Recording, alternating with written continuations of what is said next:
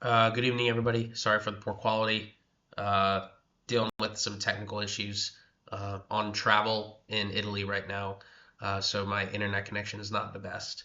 But getting into it, I chose to do the first chapter here for emotions and media.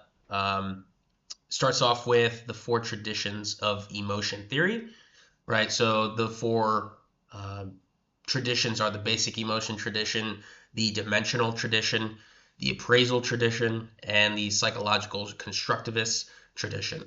Um, all different for different reasons, either small differences or big differences between the four of them. Uh, However,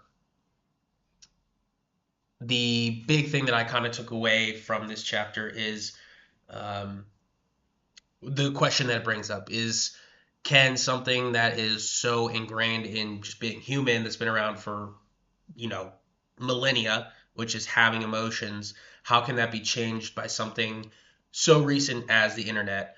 And then what it kind of answers its own question is, it doesn't change the inner workings of how emotions work for us, or how we express emotion, but it does change the intensity and the consequences of those emotions that we feel.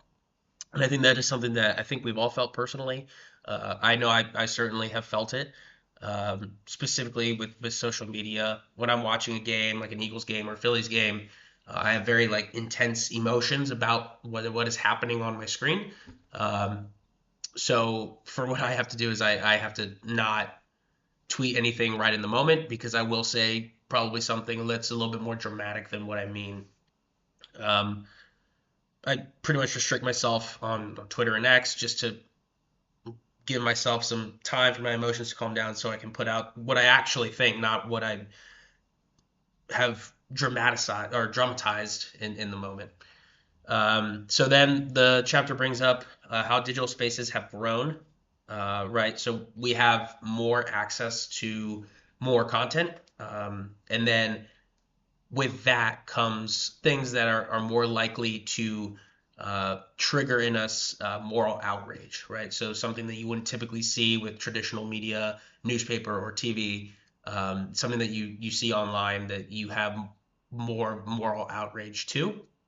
And then this can also amplify your outrage, because you have the algorithms that tell you, or show you stuff of similar stuff that you've watched previously. Excuse me. So you see something, and then that shows you more of that similar type of thing, and that creates a greater response from you. And then it also increases the number of people that you can interact with. So whether those be people that agree with you or people that disagree with you, and people that disagree with you being people that probably elicit more of a response from you. Um, Another thing that the chapter mentioned is that we're less likely to conform to norms when interacting with people online, because there's not like a physical interaction, right? You're not face to face with somebody, so you're more likely to treat somebody outside of the norms of what you would do as a normal, responsible human being.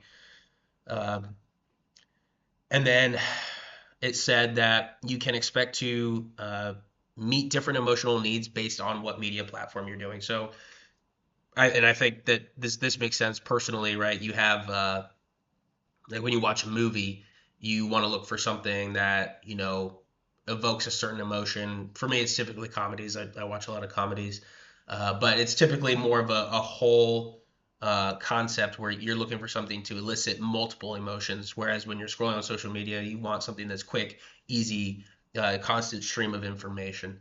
So the chapter does bring that up as well.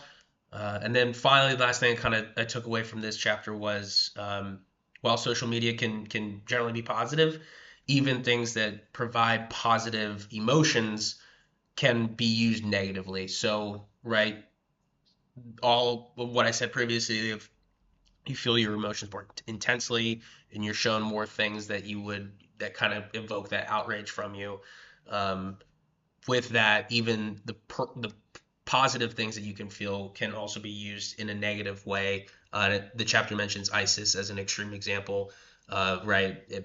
displays like symbols of honor and courage, and then uses that to um, recruit people to their ideology, which of course is not a good thing.